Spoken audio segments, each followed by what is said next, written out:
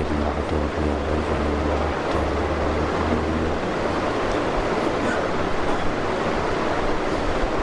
لا حول ولا قوة إلا بالله العلي العظيم.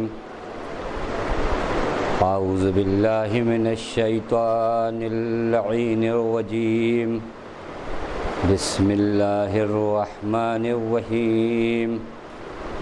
الحمد لله الذي علا في توحده ودنا في تفرده وجلى في شانه وعظما في أركانه.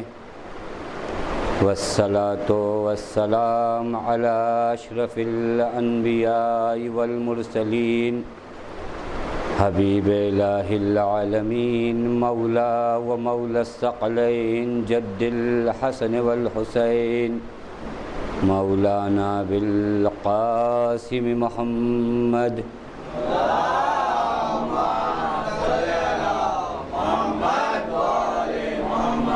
وعلى أهل بيته الطيبين الطاهرين المعصومين المظلومين المنتجبين لا سيما بقية الله في العرزين واللعنة الدائمة الباقية العاجلة على أعدائهم أجمعين من الآن إلى يوم الدين.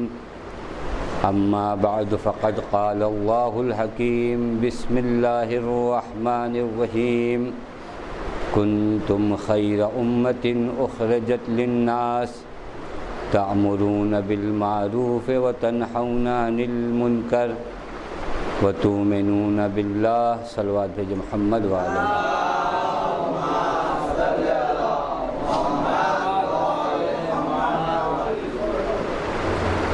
عزیزان محترم و معزز سامعین کرام،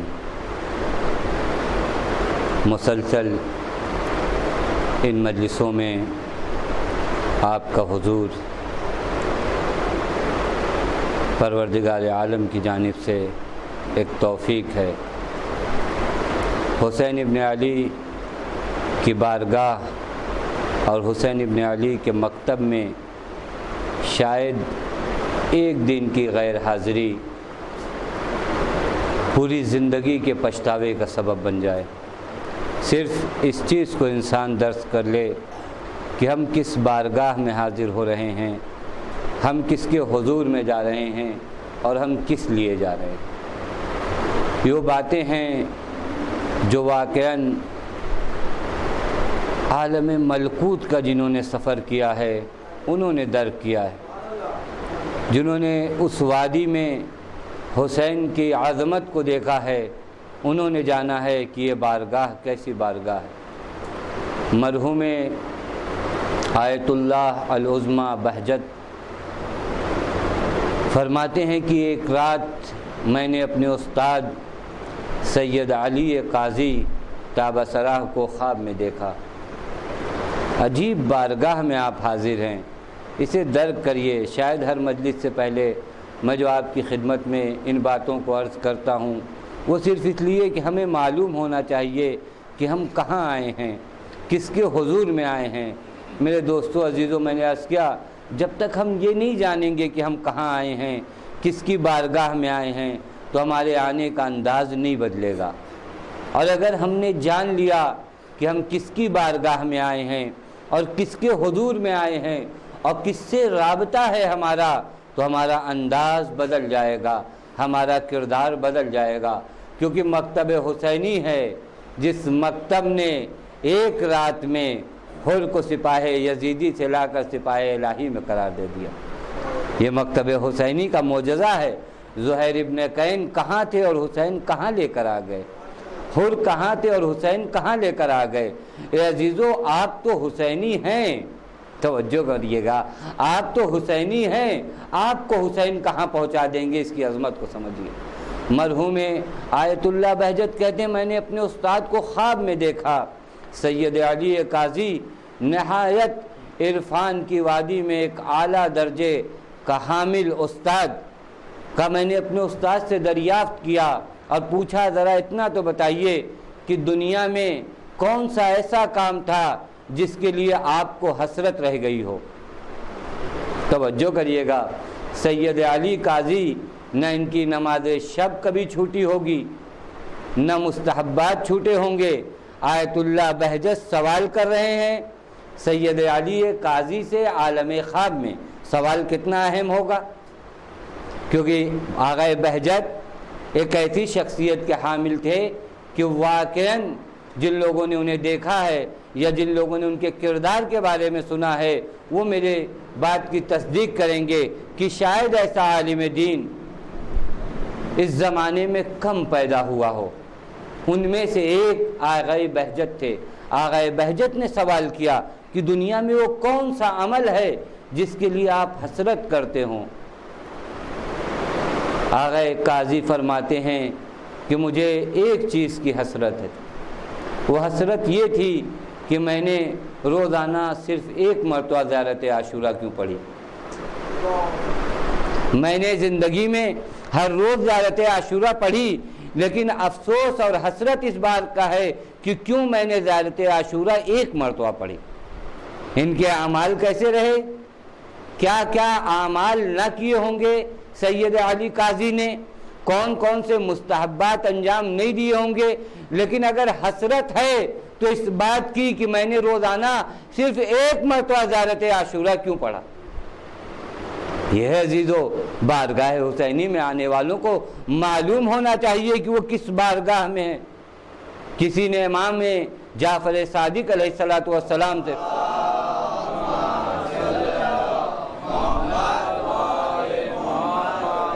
مولا ہمیں خوف محسوس ہوتا ہے، ہمیں ڈر محسوس ہوتا ہے۔ کس چیز سے ڈرتے ہو؟ کہ مولا ڈر اس بات سے لگتا ہے کہ جب ہم قبر میں داخل کیے جائیں گے تو ہمارا عالم کیا ہوگا، اس وقت سے بہت خوف آتا ہے۔ تو امام نے فرمایا زیارت عاشورہ پڑھو۔ کہا زیارت عاشورہ سے اور قبر میں داخل ہونے سے کیا رشتہ ہے، کیا تعلق ہے؟ امام نے کہا کیا تم نے زیارت عاشورہ میں نہیں پڑھا اللہم ارزقنی شفاعت الحسین یوم الورود؟ اے ہمارے اللہ، اے میرے معبود، ہمیں حسین کی شفاعت عطا کر۔ کب؟ یوم الورود، جب ہم داخل ہوں۔ کہاں داخل ہوں؟ امام نے تفسیر کیا یوم الورود یعنی جب ہم قبر میں داخل ہو رہے ہوں اس وقت بھی شفاعت حسین کی ضرورت ہے۔ یہ ہے حسین ابن علی کی بارگاہ۔ اور جہاں تک کل گفتگو ختم ہوئی تھی میرے دوستو عزیزو، سلسلے کو وہیں سے بڑھانا ہے کہ ہمارا رابطہ، ہمارا رشتہ، ہمارا تعلق حسین ابن علی سے کیسا ہونا چاہیے۔ کل میں نے آپ کی خدمت میں عرض کیا کہ حسین ابن علی سے جو رابطہ ہمارا ہونا چاہیے وہ رابطہ روح کا ہونا چاہیے۔ حسین کا اور ہمارا رابطہ روحی رابطہ ہو، کربلا سے جو ہمارا رابطہ ہو وہ روحانی رابطہ ہو۔ اگر یہ رابطہ اور یہ تعلق اور یہ وابستگی کربلا سے پیدا ہو گئی تو یاد رکھیے گا دین و دنیا دونوں میں آپ سرفراز ہیں۔ لیکن اگر یہ رابطہ کربلا سے پیدا نہیں ہوا تو کفے افسوس ملنا پڑے گا، کیونکہ کربلا سے روحی رابطہ، کربلا سے روحانی رابطہ انسان کو حر بناتا ہے، انسان کو مسلم بن اوسجا بناتا ہے۔ یہ رابطہ کربلا سے پیدا کیجئے۔ ساتھ میں رہنا بہت دن تک اہل بیت علیہ السلام کے بہت بڑی بات نہیں ہے، توجہ کیجئے گا میری باتوں کو، کہ بہت دن تک ظاہراً ائمہ کے ساتھ بہت لوگ رہے اور سوال بھی کیا امام جعفر صادق علیہ السلام سے۔ صلوات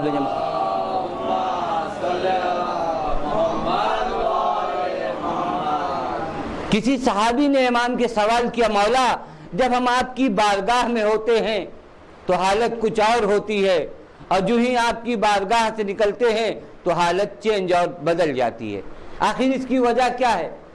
یعنی جب آپ کے سامنے ہوتے ہیں اس وقت کچھ اور کیفیت ہوتی ہے، لیکن جب آپ کی بارگاہ سے نکلتے ہیں تو حالت کچھ اور ہوتی ہے۔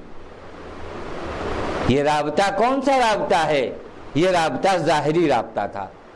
چونکہ امام ہوں یا امام نہ ہوں، اگر امام سے رابطہ روحانی ہو جائے توجہ فرمائیے گا، بس اوقات ہم آپ نے بھی محسوس کیا ہے، ایک مرتبہ ہم کربلا میں ہوتے ہیں، امام کے حرم میں ہوتے ہیں، امام کی زلی کے پاس ہوتے ہیں، اس وقت کیفیت کچھ اور ہوتی ہے، لیکن جو ہی روضے سے باہر نکلے، جو ہی قبر سے تھوڑی دور آئے، چینجنگ آ گئی، بدلاؤ آ گیا، تغیر آ گیا۔ آخر کیوں ہوا یہ سب؟ کیونکہ وہ رابطہ جو کربلا سے ہونا چاہیے تھا وہ رابطہ نہیں ہوا، کیونکہ اگر وہ رابطہ ہو جائے تو محال ہے انسان کربلائی زندگی نہ بسر کرے۔ ممکن ہی نہیں ہے کہ انسان ایک مرتبہ کربلا سے روحی رابطہ پیدا کر لے اور اس کے بعد کربلائی نہ ہو۔ کتنے لوگ پیغمبر کے ساتھ رہے، کتنے دنوں تک پیغمبر کے ساتھ رہے، لیکن اویس قرنی کا انجام کیا ہوا؟ اویس قرنی کا حال کیا ہے؟ میں شاید اس واقعے کو اپنے بچوں کے لیے عرض کروں، بزرگان واقف ہیں کہ اویس قرنی نے پیغمبر کی زیارت نہیں کی، پیغمبر کی زیارت نہیں کی، اور جب پیغمبر آتے ہیں تو کہتے ہیں یہ کس نے میرے لیے نور کا ہدیہ چھوڑا ہے، یہ کس نے میرے لیے نور کا ہدیہ چھوڑا ہے؟ رحمت للعالمین، نور عالم یہ فرماتے ہیں کس نے میرے لیے نور کا ہدیہ چھوڑا ہے؟ اویس قرنی کون ہے؟ اویس قرنی اس ذات کا نام ہے جو وظیفہ شناس ہے، اس ذات کا نام ہے جو ذمہ دار ہے، جسے معلوم ہے اہداف پیغمبر کیا ہیں۔ گرچہ پیغمبر کی زیارت نصیب نہ ہوئی، لیکن پیغمبر سے اویس قرنی کا رابطہ روحی تھا۔ اویس قرنی ایک معمولی سے انسان کا نام ہے جو اونٹ چراتے تھے، اور اویس قرنی کا جو ایک فعل حسن تھا وہ یہ کہ ماں کی خدمت کرتے تھے۔ جب ماں سے اجازت چاہی کہ پیغمبر کی زیارت کو جانا چاہتا ہوں، ماں نے شرط لگائی، بیٹا آدھا دن مدینے میں پیغمبر کا انتظار کرنا، اگر اس آدھے دن میں پیغمبر آ گئے، زیارت ہو گئی تو ہو گئی، وگرنہ لوٹ کر چلے آنا۔ اس شرط کے ساتھ اویس قرنی مدینے میں آئے۔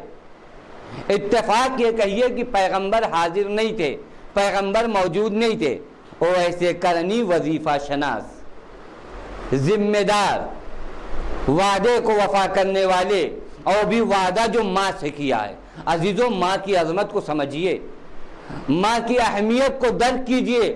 آج ہمارے معاشرے میں کبھی یہ دیکھ کر دکھ ہوتا ہے کہ وہ ماں باپ جنہوں نے ہمیں پروان چڑھایا ہے آج ہمارے لطف و کرم کے محتاج ہو جاتے ہیں۔ اگر ایک ماں باپ ضعیف ہو جاتے ہیں تو بچے یہ سمجھتے ہیں کہ اب یہ کس کام کے ہیں، ان کی کیا ضرورت ہے۔ ایک ماں جو بستر پہ کروٹ بدلتی ہے، لوگ یہ سمجھتے ہیں تو خرچہ بڑھا رہی ہے۔ توجہ فرمائیے گا میرے دوستو عزیزو، آج ہمارے معاشرے اور سماج کا انجام یہ ہے۔ ماں کی عظمتوں کو ہم نے درک نہیں کیا۔ اویس قرنی سے سیکھیے، شاید یہ واقعہ میرے دوستوں کے لیے ہو کہ اویس قرنی نے ماں کی عظمت کو کتنا اجاگر کیا۔ ماں سے جو وعدہ کیا تو پیغمبر کی زیارت چھوڑ دی۔ توجہ فرمائیے گا، پیغمبر کی زیارت کو چھوڑ دیا، اور پیغمبر نے اس زیارت چھوڑنے پر اویس کی تقبیح نہیں کی، اویس کو برا نہیں کہا، بلکہ کہا کس نے میرے لیے نور کا ہدیہ چھوڑ دیا۔ ہم یہ سمجھتے ہیں نمازیں پڑھیں، چندہ دیں، یہ کریں وہ کریں، ہر نیک عمل انجام دیں، لیکن ماں باپ کا خیال نہ رکھیں تو کوئی فرق نہیں پڑتا۔ نہیں عزیزو، یاد رکھیے گا، یہ مائیں جو بستر بیماری پر کروٹیں بدل رہی ہیں، ان کے لب جب ہلتے ہیں تو قدرت اس دعا کو جو ماں کے منہ سے نکلتی ہے، جو ماں کے دہنے اقدس سے نکلتی ہے، قدرت مستجاب کرتی ہے۔ یہ شاید ایک درس ہو، میرا موضوع یہ نہیں ہے، لیکن عرض یہ کر رہا ہوں کہ اویس جب لوٹ گئے اور پیغمبر جب آئے تو پیغمبر نے سوال کیا کون آیا تھا؟ کسی نے کہا ایک اونٹ کو چرانے والا آیا تھا، اونٹ کا چرواہا آیا تھا۔ پیغمبر نے کہا لیکن یہ کون شخص تھا جس نے میرے لیے نور کا ہدیہ چھوڑ دیا؟ کیوں؟ کیونکہ اویس کا رابطہ پیغمبر سے روحی تھا۔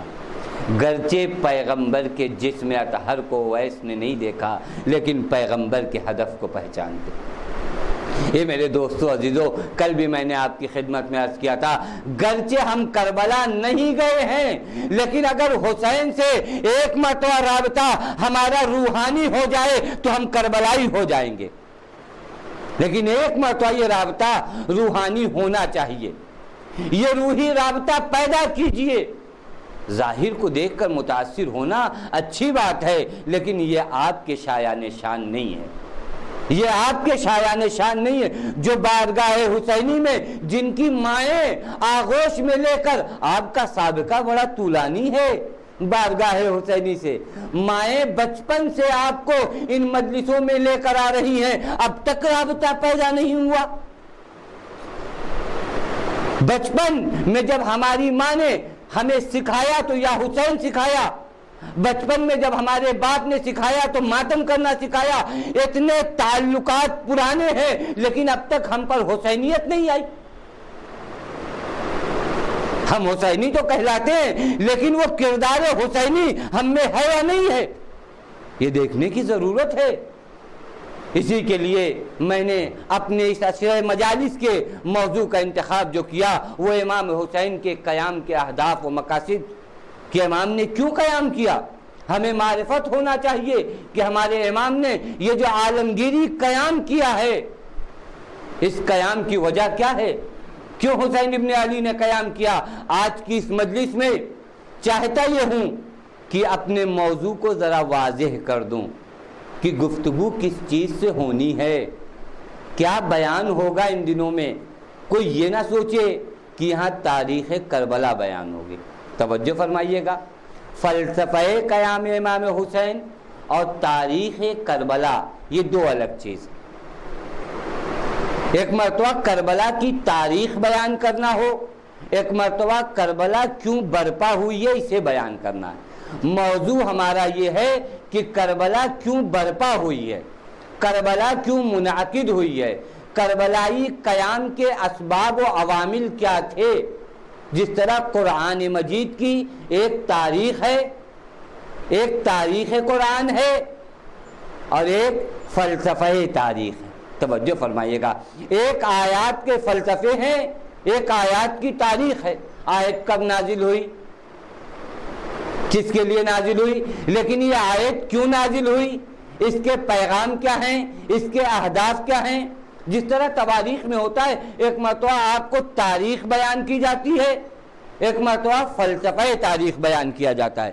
ایک مرتبہ کربلا کی تاریخ بیان ہوگی، تاریخ اس طرح بیان ہوگی کہ سن 60 ہجری میں 28 رجب کو حسین ابن علی مدینے سے نکلے، مکہ پہنچے، مکہ پہنچنے کے بعد حسین نے کوفے کا رخ کیا، لیکن کن وجوہات کی وجہ سے حسین کو کربلا جانا پڑا اور سن 61 ہجری کو حسین شہید ہو گئے۔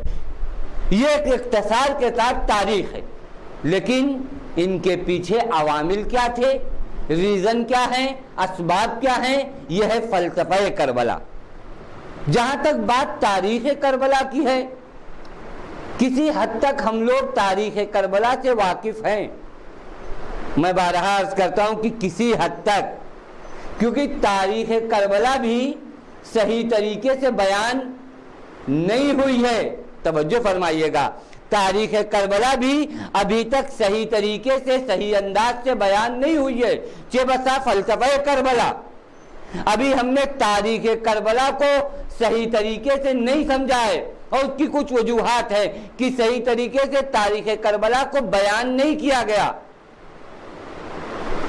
جس طرح انسان کی پرورش دو آغوش میں ہوتی ہے، توجہ کیجئے گا میرے دوستو عزیزو، انسان کی پرورش دو آغوش میں ہوتی ہے۔ کبھی انسان کی پرورش ماں کی آغوش میں ہوتی ہے اور کبھی انسان کی پرورش دایا کی آغوش میں ہوتی ہے۔ دایا کسے کہتے ہیں؟ وہ جو اجرت پر کسی کے لڑکے کو پالے، آپ اس کو مزدوری دے رہے ہیں، اس کو تنخواہ دے رہے ہیں، اس تنخواہ کے عوض یہ دایا بچے کو پالتی ہے۔ توجہ فرمائیے گا میرے دوستو عزیزو۔ اور کبھی ماں اپنے بچے کو پالتی ہے۔ ان دونوں تربیت میں فرق ہے یا نہیں؟ مجھے انصاف سے بتائیے، ایک ماں اپنے بچے کو پالے اور ایک مرتبہ دایا بچے کو پالے، ان دونوں تربیت میں فرق ہے۔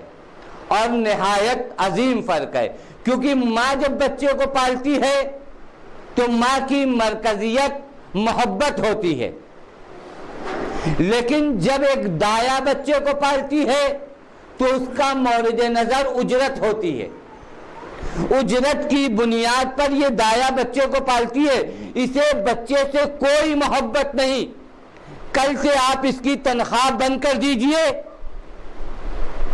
یہ آپ کے بچے کو آپ کے حوالے کر دے گی کہ بھائی آپ کے بچے سے مجھے کیا محبت، آپ اجرت دیتے تھے، میں آپ کے بچے کو پالتی تھی، لیکن یہ ماں جب بچے کو پالتی ہے تو نہ کسی تعریف کی محتاج، نہ کسی اجرت کی محتاج، نہ یہ کہ کوئی دیکھ لے، نہیں، وہ لڑکی جو کل تک اپنے بستر کو نہیں چھوڑتی تھی، آج بچہ ذرا سا سسکتا ہے تو اس لڑکی کی آنکھ کھل جاتی ہے، کیونکہ اب ماں بن چکی ہے، جو اب تک تحمل کرتی تھی اٹھنے میں، لیکن آج کے بعد کوئی سے اٹھانے نہیں جاتا، بچے کی ایک آہٹ پر یہ ماں سمجھ جاتی ہے کہ میرے بچے کو کس چیز کی ضرورت ہے، یہ بھی ایک تربیت ہے، لیکن ایک دایا کی تربیت ہے۔ اگر آپ تنخواہ میں تھوڑی دیر کر دیجئے، پھر دیکھیے ہوتا کیا ہے، وہی جو آپ کے بچے کو نہایت ناز و نعم سے پال رہی ہے، وہ آپ کا بچہ آپ کی آغوش میں چھوڑ کر چلی جائے گی۔ یہی حال کچھ تاریخ کربلا کے ساتھ ہوا کہ تاریخ کربلا کو کچھ ایسے لوگوں نے بیان کیا جن کا کوئی واسطہ کربلا سے نہیں تھا، جن کا کوئی واسطہ، کوئی تعلق کربلا سے نہیں تھا، وہ اجرت کی بنیاد پر کربلا کو بیان کر رہے تھے، اور جب کربلا کو اس عنوان سے بیان کیا جائے گا تو کربلا کس طرح بیان ہوگی؟ تو عرض یہ کر رہا تھا کہ تاریخ کربلا سے گفتگو نہیں کرنا ہے، لیکن میرے دوستو عزیزو، تاریخ کربلا بھی ابھی صحیح طریقے سے واضح اور روشن نہیں ہوئی ہے۔ ہم نے جس موضوع کا انتخاب کیا وہ امام حسین کے قیام کا اسباب، امام حسین کے قیام کے اسباب کیا تھے، کیوں حسین ابن علی نے قیام کیا؟ اے میرے دوستو عزیزو، یہ یاد رکھیے گا، یہ یاد رکھیے گا، خدا کی قسم آج کی اس دنیا میں جو سب سے بڑا کام کیا جا رہا ہے وہ یہ کہ کسی طریقے سے حسینی قیام کے اسباب میں تحریف کر دیا جائے۔ تحریف کا مطلب کیا ہوتا ہے جانتے ہیں؟ تحریف یعنی کسی کو منحرف کر دینا، کسی کو ایک راستے سے ہٹا دینا۔ مثلا ہم مشرق کی سمت جانا چاہ رہے ہیں، ہمارے چہرے کو کون مغرب کی سمت کر دے، یعنی آپ ایسٹ میں جانا چاہتے ہیں، کوئی آٹومیٹک آ کر اس طرح آپ کے چہرے کو گھما دے کہ اب آپ کہاں چلنے لگیں؟ ویسٹ کی جانب چلنے لگیں۔ اس صورت میں آپ جتنا تیز چلیں گے اتنا جلدی ہی آپ منزل سے دور ہوتے جائیں گے۔ ہوتا ہے نا، آپ کو جانا کہاں ہے؟ مشرق کے سمت، لیکن کسی نے کچھ ایسا کام کیا، بے حواس کر دیا آپ کو، اور آپ کے چہرے کو بدل دیا، آپ کے رخ کو موڑ دیا۔ اب آپ کو پتہ نہیں ہے کہ ہم مغرب کی سمت چل رہے ہیں یا مشرق کی سمت، آپ تو اسی تیزی سے قدم بڑھا رہے ہیں، منزل آپ کی مشرق کی سمت تھی اور آپ جا رہے ہیں مغرب کی سمت۔ اب جتنا تیز چلیں گے، جتنی زیادہ دیر چلیں گے، اتنا ہی زیادہ آپ منزل سے دور ہوتے جائیں گے۔ یہی کچھ ہوا ہے قیام امام حسینی کے اسباب کے سلسلے سے۔ تحریف کی گئی ہے، منحرف کیا گیا ہے۔ انحراف، تحریف کسے کہتے ہیں؟ کسی چیز کو کنارے کر دینا، کسی چیز کو الگ کر دینا، کسی متکلم کی بات کو، کسی سخنور کی بات کو کچھ اس طرح پیش کرنا کہ اس متکلم کا مقصود مفقود ہو جائے، یعنی اس کے کہنے کا کچھ مقصد اور تھا اور چینج ایسا کر دیا گیا کہ اس سے بات، یہ آپ لوگوں نے بھی دیکھا ہوگا، کبھی آپ نے کسی کے بارے میں ایک بات کیا، یہ ان کی زبان تک پہنچا، ان کی زبان تک پہنچا، پہنچتے پہنچتے جب یہ بات آپ تک پہنچی تو آپ ہی نہیں پہچان پائے کہ یہ میری بات تھی۔ ہوتا ہے یعنی آپ نے کسی سے کچھ کہا، اس نے اس میں تحریف کیا، اس نے دیگر سے کہا، اس نے سوم سے کہا، اس نے چہارم سے کہا، ایسے اس طرح افراد سے کہتے کہتے بالآخر جب وہ بات آپ کے سامنے پہنچی تو آپ نے کہا یہ بات میں نے کب کہا تھا، یہ تو میں نے کہا ہی نہیں تھا۔ اسے کہتے ہیں تحریف کرنا، اور یہ ابتدائے اسلام سے یہ کاروبار شروع ہوا تھا۔ ابتدائے اسلام سے اس کاروبار کو دشمنان اسلام نے شروع کیا تھا، کیونکہ انہوں نے دیکھا کہ اسلام کی نشر و اشاعت میں اب ہمارا قابو نہیں ہے، پیغمبر جیسا شخص موجود ہے جو اسلام کی نشر و اشاعت میں انتہا کوشش کر دے گا، لہذا جو دوسرا کام شروع ہوا ہے اسلام کے سلسلے میں وہ تحریف ہے۔ تحریف یعنی آپ کو یہ لگے گا کہ آپ اپنے دین پر ہیں، توجہ کریے گا، آپ کو یہ لگے گا کہ آپ دین پر ہیں، اور جبکہ دشمن نے آپ کو دین سے دور کر دیا۔ یہی کچھ ہوا قیام امام حسین کے ساتھ۔ اسباب قیام امام حسین کچھ اور تھے اور ہمیں بتایا کچھ اور گیا۔ توجہ کیجئے گا، بتایا یہ گیا کہ حسین ابن علی نے، مثلا مثال کے طور پر پیش کروں، وگرنہ ابھی یہاں تحریف کے سلسلے میں گفتگو کرنا ہے مجھے۔ مثلا ہم سے یہ بتایا گیا کہ حسین ابن علی نے قیام اس وجہ سے کیا چونکہ حسین چاہتے تھے کہ امت کے گناہ بخش دیے جائیں۔ حسین کے قیام کا ریزن اور سبب یہ تھا کہ امت کے گناہ بخش دیے جائیں، بس حسین نے اسی لیے قیام کیا۔ یعنی سارے پیغام حسین ابن علی کے دب گئے یا نہیں؟ حسین ابن علی ہمارے گناہوں کا سپر بن گئے۔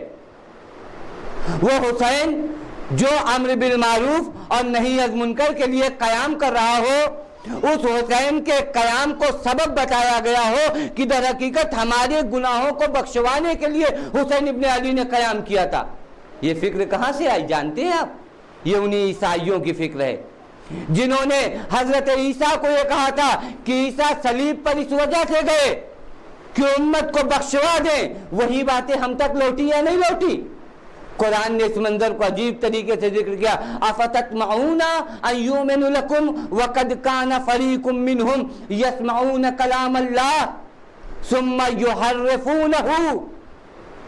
تم ان عیسائیوں کو، تم ان یہودیوں کو یہ سمجھتے ہو کہ یہ ایمان لائے ہیں؟ نہیں نہیں، یہ ایمان نہیں لائے، یہ کلام خدا کو سنتے ہیں اور اس کے بعد کلام خدا میں تحریف کرتے ہیں۔ یعنی کلام خدا کو سن کر، سمجھ کر کلام خدا میں تحریف اور تبدیلی کرتے ہیں۔ یہ طریقہ ان کا تھا، یہی طریقہ آج ہم تک پہنچا ہے۔ توجہ فرمائیے گا، دشمن خاموش نہیں بیٹھا۔ دشمن نے پہلے مرحلے میں چاہا کہ قیام منعقد نہ ہو، لیکن جب یہ قیام منعقد ہو گیا تو اب جو دوسرا اسلحہ دشمن نے اپنایا وہ بنام تحریف ہے۔ تحریف بہت بڑا اسلحہ ہے دشمن کے ہاتھوں میں۔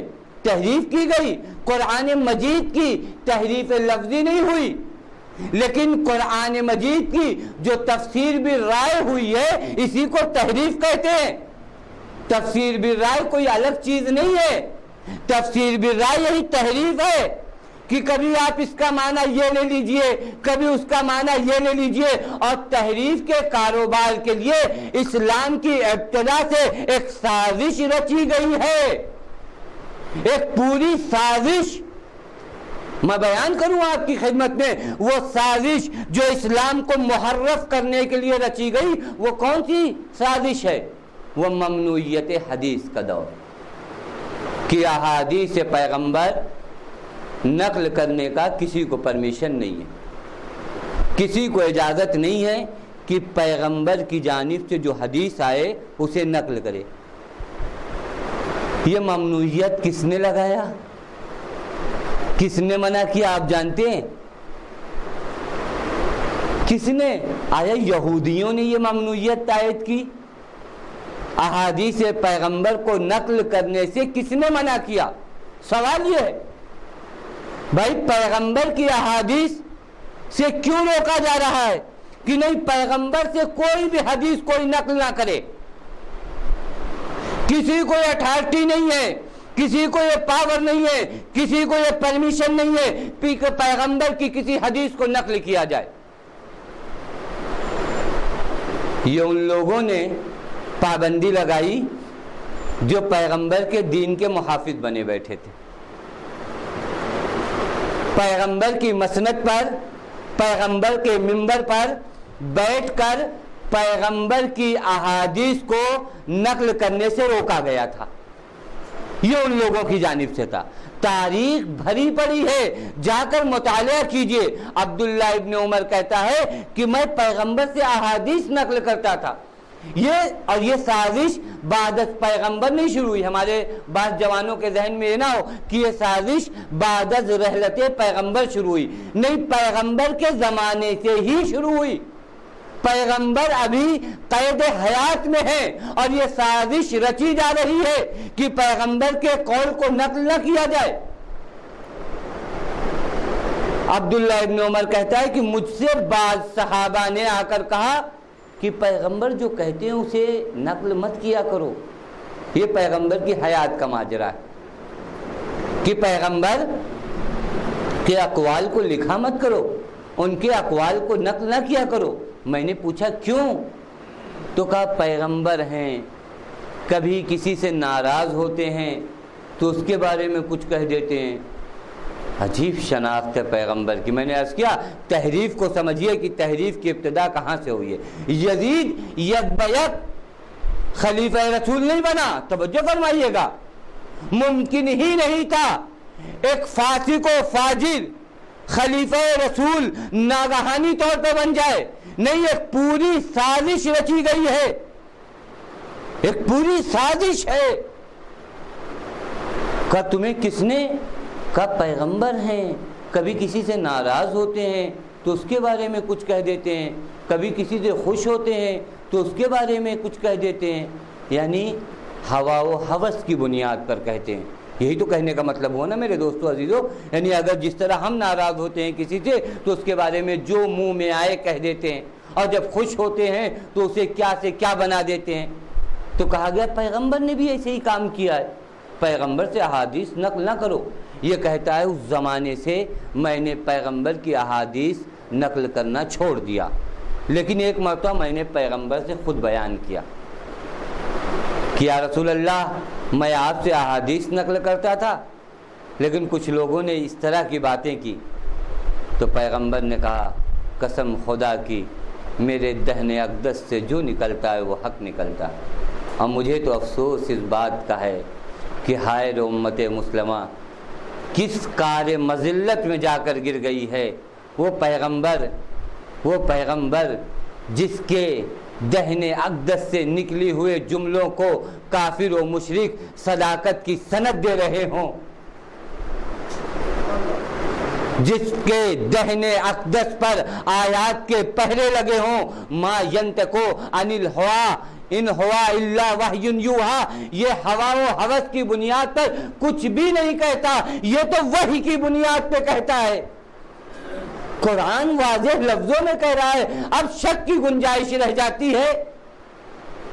ما ینطقو عن الہوا، ہوا و ہوس کی بنیاد پہ پیغمبر کچھ بھی نہیں کہتا، ان ہوا الا وحی یوحا، جو وحی کی جاتی ہے وہ کہتا ہے۔ اس پیغمبر کے سلسلے میں یہ باتیں، نیت کیا ہے سمجھا آپ نے کہ کسی بھی طریقے سے اقوال پیغمبر پر پابندی لگا دی جائے، روک دیا جائے، کیونکہ اگر قول پیغمبر رہا، اگر پیغمبر کے اقوال باقی رہے تو ہمارے ظلم کی بساط بہت دنوں تک اس دنیا میں باقی نہیں رہے گی۔ کسی بھی طریقے سے ہم مسند خلافت پہ تو آ گئے ہیں، لیکن یہ اقوال پیغمبر بہت دن تک ہمیں یہاں رہنے نہیں دیں گے۔ ان اقوال پیغمبر پہ پابندی لگائی جائے، اور لگائی گئی۔ تاریخ کا مطالعہ کیجئے، تاریخ میں ملتا یہ وہ کام ہوا ہے جو امت مسلمہ نے کیا ہے۔ کسی اور نے کیا ہوتا تو ہم شکوہ کرتے، گلا کرتے۔ کس سے شکوہ کریں کہ پیغمبر کی احادیث پہ ممنوعیت، پیغمبر کی احادیث کو نقل کرنے سے روکا گیا۔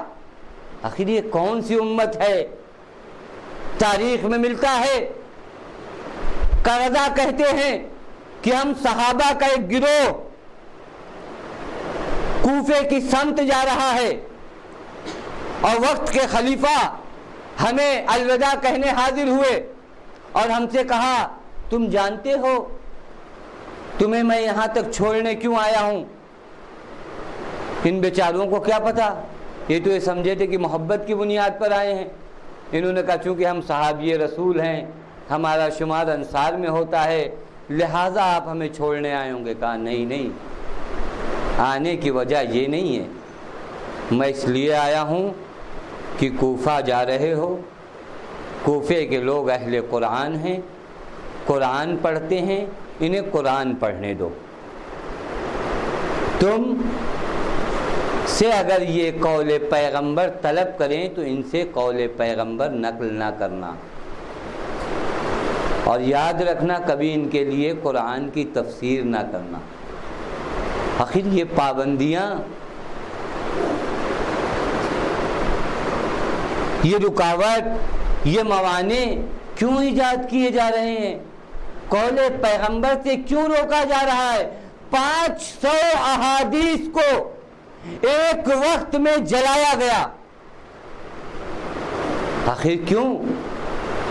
چونکہ یہ سلسلہ چلتا رہے اور 100 سال کی مدت ہے، 100 سال کی مدت، ایک پورا قرن جہاں ممنوعیت حدیث کا دور گزرا ہے، ایک قرن، ایک صدی گزری ہے ممنوعیت حدیث پہ۔ پھر اس کے بعد ہوا کیا؟ جب یہ احادیث کا سلسلہ بند کیا گیا، در حقیقت اس کے بعد جعل احادیث کا سلسلہ شروع کرنا تھا، کیونکہ اگر صحیح احادیث رہیں گی تو جعل احادیث کی نوبت نہیں آئے گی، ڈپلیکیٹ مال کو مارکیٹ میں لانا تھا۔ توجہ کریے گا، اور ہوا ایسی احادیث آئیں۔ وہ کب سے آئیں؟ جب ان احادیث کا سلسلہ بند ہوا۔ یحییٰ بن اقسم امام جواد علیہ السلام سے صلوات بھیجے محمد والے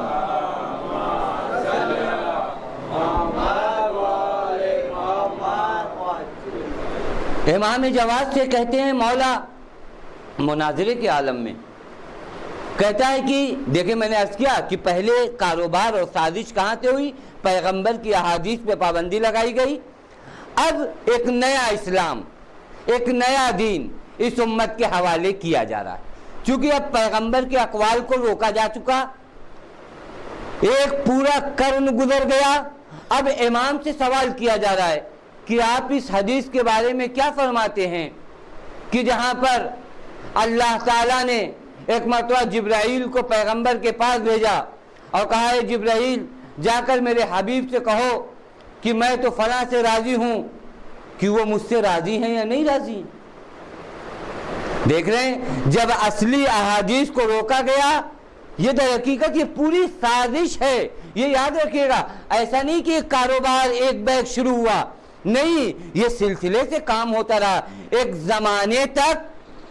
زمانے تک پیغمبر کی احادیث پہ پابندی، تاکہ آئندہ دور میں پھر جب احادیث کا رواج ہو تو جس کے جو دل میں آئے اسے پیغمبر کی جانب منسوب کر دے کہ پیغمبر کی حدیث کے بارے میں آپ کیا کہتے ہیں۔ کہاں پوچھ رہا ہے مولا سے؟ مناظرے کے عالم میں پوچھ رہا ہے، اور امام تقیہ کی حالت میں۔ توجہ فرمائیے گا، امام تقیہ کی حالت میں۔ اسے بھی میں نے کبھی عرض کیا ہے کہ معصوم تقیہ کی حالت میں کیسے ہوتا ہے۔ معصوم کے تقیہ کی حالت یہ ہوتی ہے کہ معصوم کو اپنی جان پیاری نہیں ہوتی ہے، در حقیقت معصوم کو اپنے شیعوں کی جان پیاری ہوتی ہے۔ لہذا اس وقت معصوم جو جواب دیتے ہیں ایسا حکیمانہ جواب، امام نے کہا پیغمبر نے حجۃ الوداع کے موقع پر، امام کا جواب سنیے، امام نے کہا پیغمبر نے حجۃ الوداع کے موقع پر کہا تھا دیکھو میرے بعد حدیث کے گڑھنے والے بہت زیادہ آ جائیں گے، جاہلین حدیث کا سلسلہ بہت کثرت سے ہوگا، لہذا اس وقت کے لیے ایک معیار میں تمہارے ہاتھ میں دے دیتا ہوں، وہ حدیث جس کا تمہیں پتہ لگانا ہو کہ یہ اصلی ہے یا نقلی، اسے کتاب خدا کے سامنے پیش کرنا۔ اگر کتاب خدا کے سامنے پیش کرو اور کتاب خدا کی مخالف نہ ہو تو جان لو وہ حدیث ہم سے ہے، لیکن اگر مخالف ہو کتاب خدا کی تو وہ حدیث ہم سے نہیں ہے۔ اب اس حدیث کا مقابلہ کتاب خدا سے کرو، اگر یہ کتاب خدا کے موافق ہے تو پیغمبر سے ہے، لیکن اگر کتاب خدا کے موافق نہیں ہے تو پیغمبر سے نہیں ہے۔ کتاب خدا میں کیا ہے؟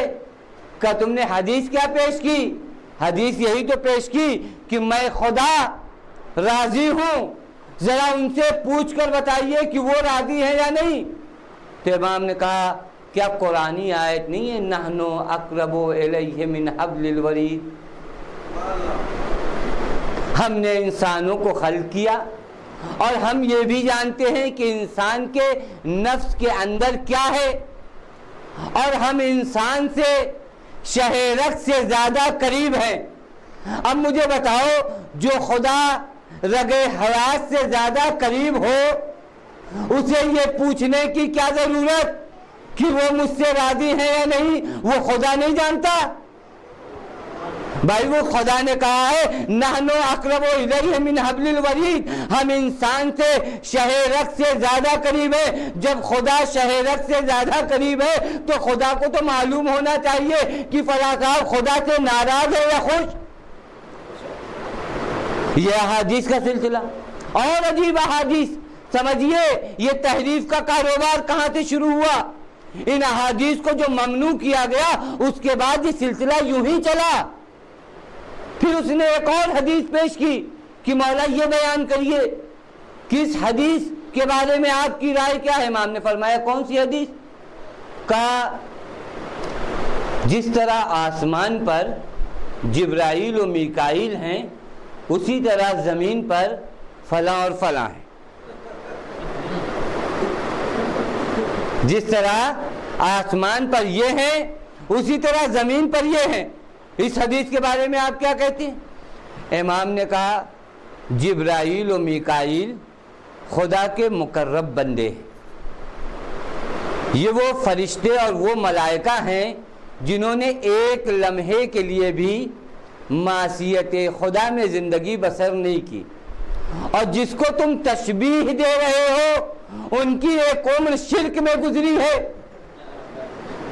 بھائی اگر تشبیہ دیا جائے، کسی کو کسی سے ملایا جائے، کچھ تو صفات ملتی جلتی ہو۔ جبرائیل نے توحید کے علاوہ کچھ دیکھا ہی نہیں اور انہوں نے ایک عمر اسی وادی میں گزاری۔ حدیث کا موازنہ کرو، عجیب احادیث عجیب احادیث۔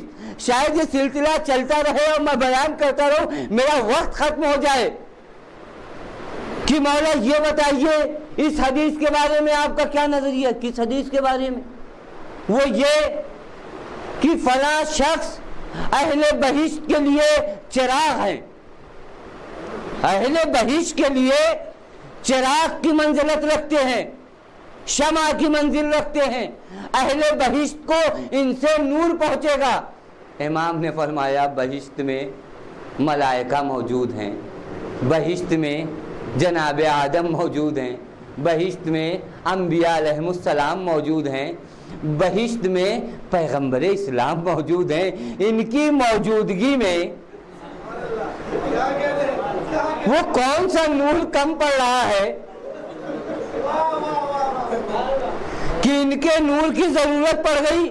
عرض یہ کرو میرے دوستو عزیزو، ایک لمحہ فکریہ ہے، یہ کاروبار شروع ہی اسی وجہ سے ہوا کہ پہلے احادیث پیغمبر پہ پابندی لگائی گئی کہ کسی کو اتھارٹی نہیں ہے، کسی کو پرمیشن نہیں ہے کہ پیغمبر سے حدیث کو نقل کیا جائے، اور پھر اس طرح کی احادیث گڑھی گئی تاکہ دین کی یہ تصویر پیش کی جائے، دین کو اس طرح پیش کیا جائے، ایسے لوگوں کے سلسلے میں احادیث پیش کی جائے جن کا قرآن پر اعتبار نہیں تھا، جنہیں پوری زندگی قرآن پر شک تھا، جنہیں پوری زندگی پیغمبر کی ذات پر شک تھا، قرآن پر شک، ذات پیغمبر پر شک، ہم مجھے انصاف سے بتائیے یہ کیسی احادیث ہیں؟